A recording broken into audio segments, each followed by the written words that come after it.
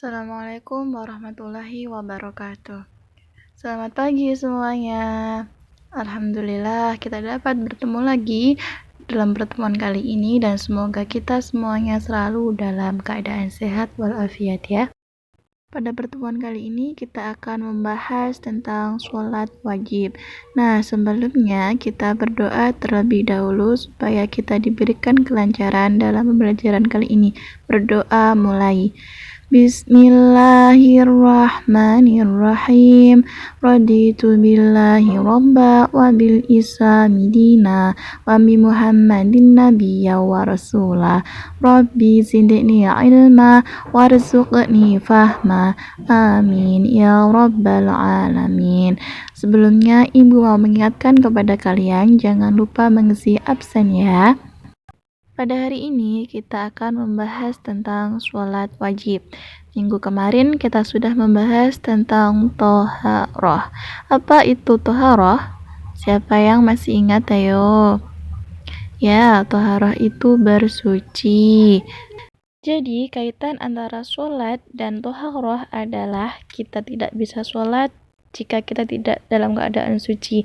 Maka sebelum sholat kita harus bersuci terlebih dahulu. Siapa yang masih ingat apa saja itu bersuci? Ya, ada tayamum, wudu, mandi, dan masih banyak lagi. Hari ini kita akan membahas materi tentang sholat wajib.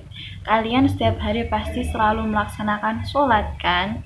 Kita sebagai umat Islam diwajibkan untuk melaksanakan sholat fardu atau sholat wajib.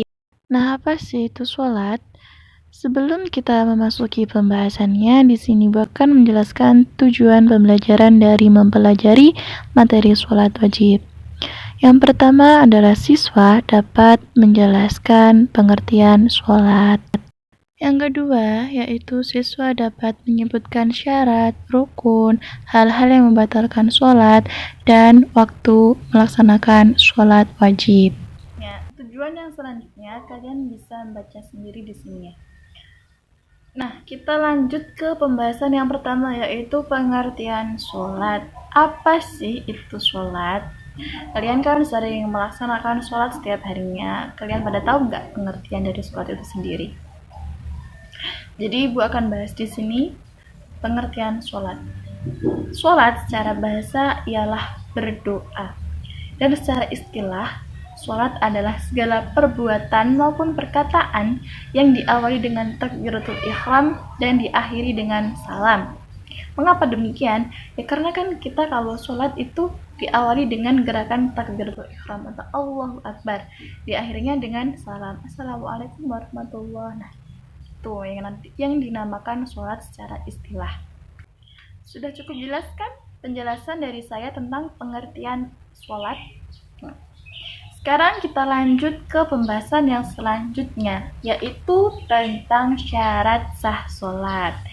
Nah, apa sih itu syarat sah sholat? Syarat sah sholat adalah segala sesuatu yang kita lakukan supaya sholat kita menjadi sah. Ada berapa sih syarat sah sholat? Syarat sah sholat itu ada, siapa yang tahu? Ada 5. Yang pertama adalah suci badan dari hadas besar maupun hadas kecil. Jadi kita harus bersuci terlebih dahulu sebelum sholat, supaya sholat kita juga sah. Yang kedua, yaitu suci badan, pakaian, dan tempat dari segala macam jenis najis. Jadi badan kita, tempat kita, pakaian kita tuh harus suci dari yang namanya najis. Yang selanjutnya adalah menutup aurat. Nah, di sini siapa yang tahu batasan-batasan aurat laki-laki dan wanita? Nah, laki-laki batas auratnya itu dari pusar sampai ke lutut. Kalau perempuan batas auratnya itu seluruh badan kecuali muka atau wajah dan telapak tangan. Yang selanjutnya, yang keempat, yaitu telah memasuki waktu sholat. Yang kelima, menghadap kiblat. Pembahasan yang selanjutnya yaitu tentang syarat wajib sholat. Kapan sih seseorang itu diwajibkan untuk sholat? Syarat wajib sholat itu ada berapa? Ada apa aja sih? Nah, syarat wajib sholat secara umum itu ada 3. Yang pertama yaitu beragama Islam. Seseorang kalau beragama Islam diwajibkan untuk melaksanakan sholat wajib atau sholat fardu. Nah, yang kedua yaitu sudah balik atau sudah mencapai masa pubertas. Siapa di sini yang tahu tanda-tanda masa pubertas antara laki-laki dan perempuan? Laki-laki dikatakan sudah mencapai masa pubertasnya jika sudah mengalami mimpi basah. Sedangkan perempuan dikatakan sudah mencapai masa pubertasnya jika sudah haid atau menstruasi. Tapi biasanya perempuan itu masa pubertasnya dalam usia 9 sampai 15 tahunan. Yang selanjutnya yaitu berakal. Seseorang yang berakal diwajibkan untuk sholat karena seseorang tersebut sudah mempunyai akal dan sudah mengetahui apa aja itu. Misal ada syarat-syaratnya, ada rukun-rukunnya, terus tata caranya, terus bagaimananya. Pokoknya orang yang sudah berakal itu diwajibkan untuk sholat. Tapi ada juga yang mengatakan bahwa syarat wajib sholat itu ada 5. Yang pertama tadi beragama Islam, terus yang kedua yaitu mencapai masa pubertas atau sudah balik, dan yang ketiga yaitu berakal, yang keempat suci dari haid, nifas atau wiladah bagi seorang perempuan, dan yang kelima yaitu dalam keadaan sadar atau tidak tidur ataupun mabuk. Pembahasan yang selanjutnya adalah tentang rukun sholat. Apa itu rukun sholat? Rukun sholat adalah setiap perkataan maupun perbuatan yang akan membuat suatu hakikat sholat itu sendiri. Jadi, jika salah satu dari rukun sholat tidak ada, maka secara syar'i sholatnya tidak teranggap dan tidak bisa digantikan dengan sujud syahwi. Nah, ada berapa rukun sholat itu? Rukun sholat ada 13. Yang pertama adalah niat dalam hati. Niat karena kita beneran sholat lillahi ta'ala, hanya untuk Allah ta'ala. Nah, yang kedua adalah berdiri jika mampu. Jika seseorang itu mampu berdiri, maka alangkah baiknya dia berdiri dalam sholatnya. Jika dia tidak mampu berdiri, maka bisa digantikan dengan duduk, rebahan, tiduran, maupun dengan isyarat mata. Yang ketiga adalah takbiratul ihram, yang diawali dengan takbiratul ihram, Allahu Akbar. Nah, yang keempat yaitu membaca surah Al-Fatihah. Jangan sampai dalam sholat itu Al-Fatihah tidak dibaca ya, karena itu adalah rukun sholat ya. Yang selanjutnya adalah ruku. Setelah ruku Iktidal. Setelah iktidal kita sujud, duduk di antara dua sujud, duduk tasyahud akhir, membaca tasyahud akhir jangan lupa, terus membaca sholawat, yang ke selanjutnya yaitu salam, dan yang terakhir dilakukan secara tertib atau berurutan. Nah, itu adalah rukun-rukun sholat. Pembahasan yang selanjutnya adalah tentang hal-hal yang membatalkan sholat. Apa saja sih hal-hal yang bisa membatalkan sholat?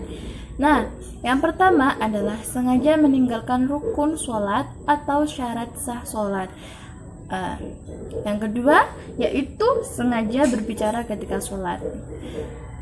Sholat tidak boleh berbicara kecuali membaca itu bacaan-bacaan dalam sholat. Kalau berbicara kan berarti berbicara dengan orang lain ya, atau berbicara dengan diri sendiri, itu tidak boleh. Terus yang ketiga yaitu bergerak lebih dari 3 gerakan. Dalam sholat maksimal kita itu bisa bergerak yang selain gerakan dari sholat itu adalah 3 gerakan. Jika lebih dari itu maka sholatnya batal. Yang keempat yaitu keluar hadas besar atau hadas kecil. Misal kita sholat terus kita kentut, ya sholat kita batal dong. Yang selanjutnya adalah terkena najis. Misalnya kita sholat terus tiba-tiba ada cicak, itu apa ya namanya, mengeluarkan kotoran. Itu kan kotoran cicak najis, dan kotorannya itu terkena sajadah kita atau kena bagian dari tubuh kita. Nah, maka itu kan terkena najis, maka sholatnya batal. Yang selanjutnya lagi yaitu terbuka auratnya ketika sholat. Selanjutnya adalah berubah niat dalam sholat, terus membelakangi kiblat, sengaja makan dan minum ketika sholat, dan yang terakhir adalah tertawa terbahak-bahak. Setelah kita membahas tentang pengertian sholat, syarat sah sholat, syarat wajib sholat, rukun sholat, hal-hal yang membatalkan sholat, maka kita akan meneruskan pembahasan kita tentang waktu melaksanakan sholat wajib. Sholat wajib itu ada berapa? Ada 5. Yang pertama sholat duhur, sholat asar, sholat maghrib, sholat isya, dan sholat subuh. Waktunya tentu saja berbeda-beda ya. Nah, kita akan membahas waktu melaksanakan sholat wajib. Yang pertama, waktu sholat subuh. Waktu sholat subuh yaitu mulai dari terbitnya fajar sidik atau fajar yang beneran sampai kepada terbitnya matahari. Selanjutnya adalah waktu sholat zuhur.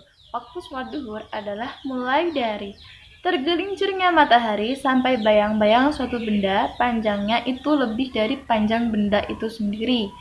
Selanjutnya yaitu waktu sholat asar. Sholat asar yaitu mulai dari ketika waktu sholat duhur sudah berakhir sampai pada terbenamnya matahari di sebelah barat. Waktu sholat maghrib adalah ketika matahari terbenam sampai ketika itu mega merah terbenam di sebelah barat. Waktu sholat isya adalah ketika mega merah sudah terbenam sampai munculnya fajar shodiq atau fajar yang kedua, yaitu fajar yang sungguh-sungguh. Cukup sekian materi yang dapat saya sampaikan. Untuk tugas, silahkan kalian membuat peta konsep dari materi yang saya sampaikan pada hari ini. Kesimpulannya adalah pengertian sholat secara bahasa adalah berdoa. Secara istilah, segala perbuatan maupun perkataan yang diawali dengan takbiratul ihram dan diakhiri dengan salam. Syarat wajib sholat itu ada 3, beragama Islam, terus sudah memasuki masa pubertas atau sudah balik, dan berakal. Syarat sah sholat itu ada 5. Yang pertama adalah suci badan dari hadas kecil maupun hadas besar. Yang kedua yaitu suci badan, tempat, pakaian dari segala macam jenis najis. Yang ketiga yaitu menutup aurat. Yang keempat adalah memasuki waktu sholat. Yang kelima, menghadap kiblat. Untuk kesimpulan yang selanjutnya, mungkin kalian bisa sambil membaca, biar kalian bisa mengingat dan bisa mempelajarinya lebih lagi. Cukup sekian yang dapat saya sampaikan. Terima kasih atas waktunya. Apabila ada kesalahan, saya memohon maaf yang sebesar-besarnya. Wabillahi taufiq wal hidayah. Wassalamualaikum warahmatullahi wabarakatuh.